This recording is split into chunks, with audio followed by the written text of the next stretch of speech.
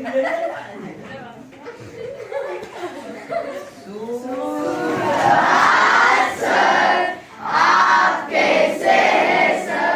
अच्छा हूँ, आप कैसे?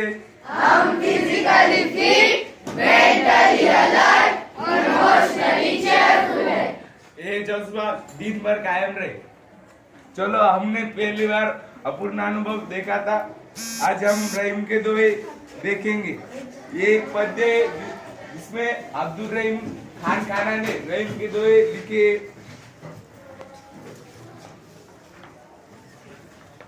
कही रहीम संपत्ति सगे बनत बहुरी, कही रहीम संपत्ति सगे बनत बहुरी, विपत्ति कसोटी जय कसे तेईसाचे मीत रहीमा तेईसाचे मीत। रहीम जी पहले पद में कहते कही रहीम संपत्ति सगे बनत बहुरी, मतलब कि हमारे पास जब संपत्ति होती है तो हमारे बहुत दोस्त भाई दोस्त परिवारजन बहुत बढ़ जाता है, हमारे रिश्तेदार बहुत बढ़ जाते हैं, दोस्त हमारे बन जाते हैं। लेकिन जब हमारे पर किसी संकट आता है, किसी कठिन घड़ी आती है, तो जो हमारी मदद करता है वही सच्चा मित्र होता है। रहीम ऐसे इस दोहे में कह रहे। तो चलो हम आप दूसरा दोहे देखेंगे। चाल जाल परे जल जात बही तजी मिन मिन को मोह, रहीम मछली नीर को तऊ न छाड़ित छो। जाल परे जल जात। अरे भाई, अब हमने पहला दोहे देखा, तो हम इसके शब्दार्थ देखेंगे। तो विपत्ति का अर्थ है संकट का समय।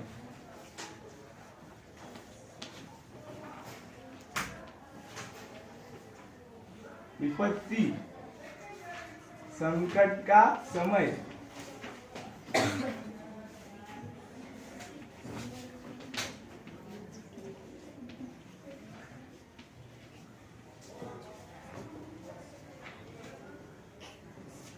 साचे मित, मित मतलब खरा, साचे मित मतलब खरा दोस्त।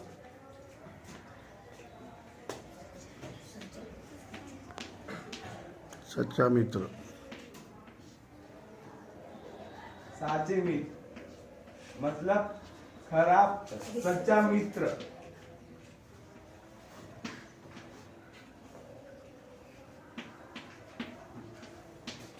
चलो हम अब दूसरा दोहे देखेंगे, जिसमें रहीम जी रहीम मछली के बारे में बताते। जाल परे जल जात बही तजिमिन को मोह, रहीमन मछली नीर को तऊ छाड़ित छो। मतलब जब जाल पानी में डाली जाती है तो पानी जाल से बाहर जाता है और मछली का मोह नहीं रखता, लेकिन मछली पानी से बाहर जाती नहीं और पानी से मोह नहीं छोड़ती, पानी में ही रहती और अपना जीवन त्याग देती है, लेकिन पानी से मोह नहीं छोड़ती। मतलब इससे हमें यह समझना चाहिए कि इतना भी मोह नहीं रखना चाहिए किसी पर, किसी वस्तु पर। हाँ, तो इसमें तजी का अर्थ होता, इस दोहे में तजी का अर्थ है त्याग करना। मीनिन मतलब मछली। चलो इसके कुछ शब्दार्थ देख लेते।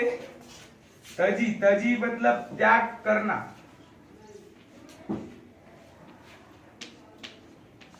तजी त्याग करना।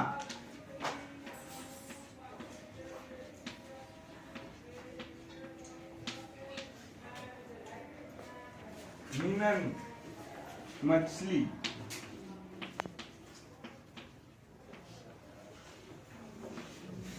मछली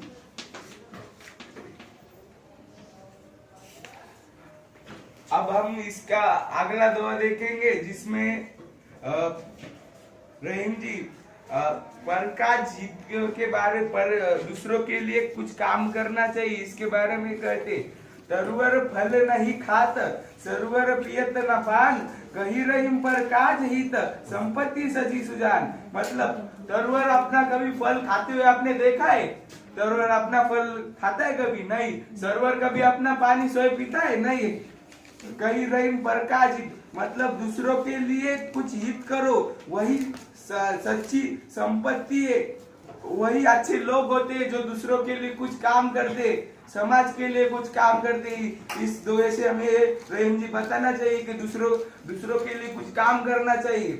तो इस दोहे का ऐसा अर्थ है कि दूसरों के लिए कुछ काम करना चाहिए, वही संपत्ति सुजान है, वही संपत्ति से भरपूर है, वो अच्छा है, ऐसा कहते। तो इसका कुछ शब्दार्थ है, जैसे पर का हित मतलब दूसरों का हित, संचय ही म्हणजे संचय करना, सुजान मतलब अच्छे लोग,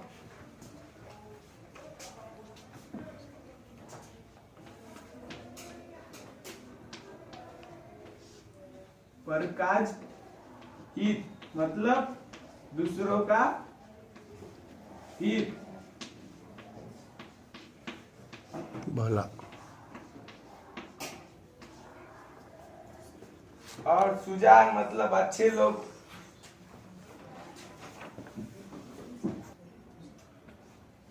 बोलो। परकाज हित मतलब दूसरों का हित, भला, दूसरों का कुछ अच्छा करना।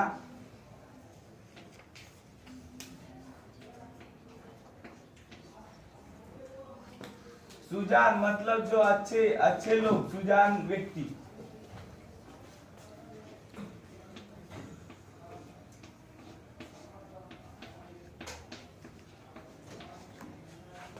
चलो हम अगला दोहा देखेंगे, जिसमें रहीम जी कहते कि जो हम पहले कुछ हमारे पास था उसके बारे में चर्चा कर दे, उसके बारे में कुछ चर्चा करना व्यर्थ है, हमें वो वापस कैसे मिलेगा इसके बारे में सोचना चाहिए। चलो हम ये दुआ देखेंगे। पहले मैं पढ़ता हूँ।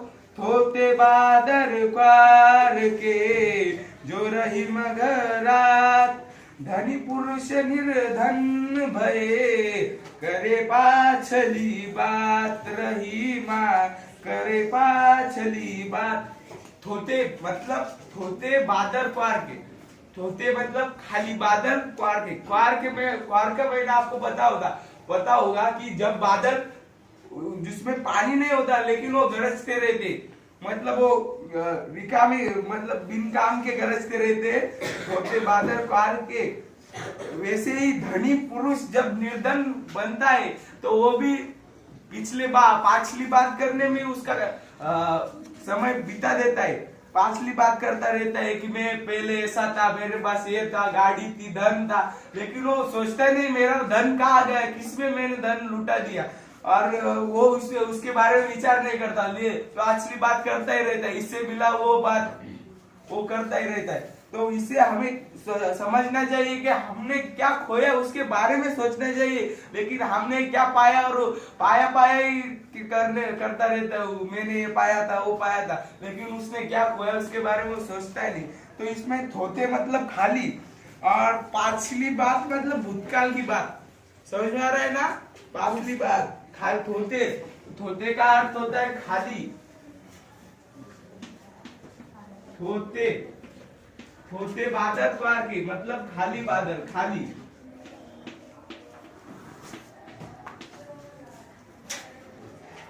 और दूसरा है पाछली बात। पाछली मतलब आपको लगता नहीं, पुरानी बात, भूतकाल की बात, पाछली, उसका शब्द से हमें अर्थ मालूम हो रहा है, पाछली।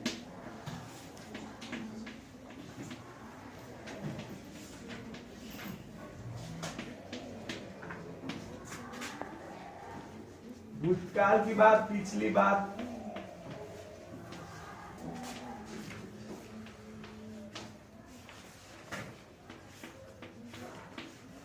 चलो हम इसका अंत का दोहा देखेंगे, जिसमें रहीम जी कहते कि धरती सबके लिए कुछ ना कुछ करती है, सबके काम, वो धरती सबके लिए काम करती है, धरती की कैसी रीत है, शीत घाम और में जैसी परे सो रही त्यो रही में अधे। मतलब धरती में शीत का अर्थ है ठंडा मौसम, घाम मतलब गर्मी और मेह मतलब वर्षा। हमारे यहाँ धरती सब में पर्यावरण में ठंडा मौसम भी होता है, गर्मी भी आती है और बारिश वर्षा भी होती है। मतलब ये ऋतु चलते ही रहते, इसका ये ऋतु चलते रहते, जैसे परे सो रही तो ही रही में दे। मतलब यह होता ही रहेगा, यह धरती का नियम है, ये इसमें हमें समझते, यह नियम बदलता नहीं रहता। हर वर्ष हर साल ये होता रहता है कि पहले वर्षा होगी, फिर ठंडी का मौसम, शीत, और फिर गर्मी आएंगी, ऐसा होता ही रहेगा। तो इससे हमें रोहित जी बता रहे कि धरती का एक नियम है, वो वैसा होता ही रहता है। जैसे धरती शीत ठंडे का मौसम, घाम गर्मी का मौसम, वर्षा का मौसम लेती है, मतलब वो सहन ऐसी उसमें चलती रहती है। वैसे ही हमें रहीम जी का कहना है इससे कि हमें भी सुख दुख वैसे ही रहना चाहिए। जिसे हम सुख में रहते हैं वैसे ही दुख को भी उस दुख में भी रहना चाहिए। इसे रहीम जी बताना चाहते। देखो इस दोहे के कुछ हम शब्दार्थ देखेंगे। शीत मतलब ठंडा मौसम, शीत मतलब ठंडा मौसम। अब कौन सा मौसम चल रहा है? ठंडा मौसम चल रहा है। मौसम ठंड का मौसम।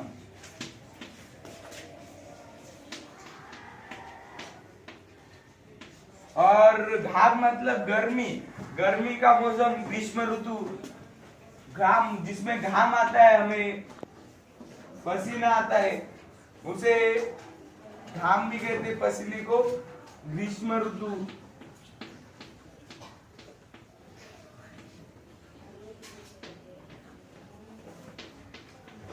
क्या का मौसम,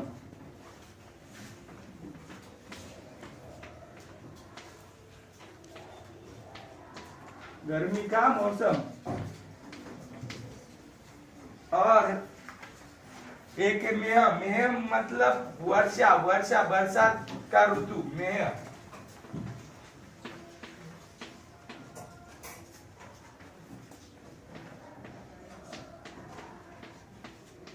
मेह मतलब बरसात का ऋतु जिसमें वर्षा होती है।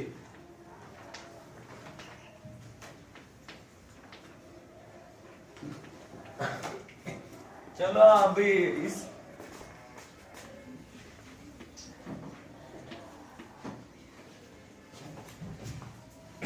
हमने इस दोहे के कुछ शब्द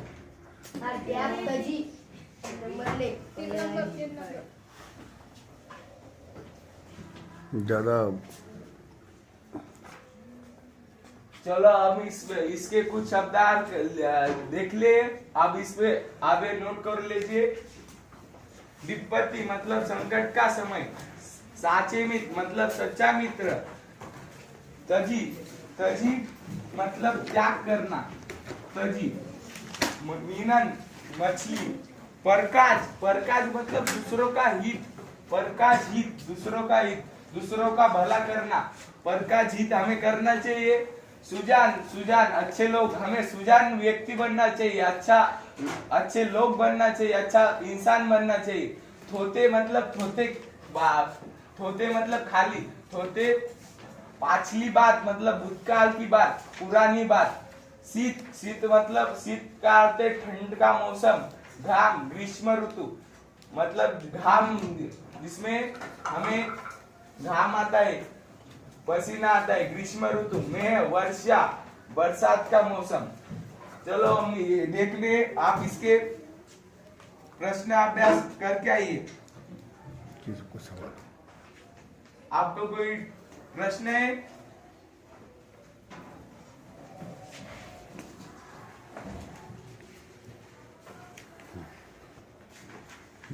कोई प्रश्न है तो बहुत बढ़िया बात है। मतलब मैंने जो पढ़ा आपको पूरा समझ में आया। चलो अब हो गया क्लास। धन्यवाद।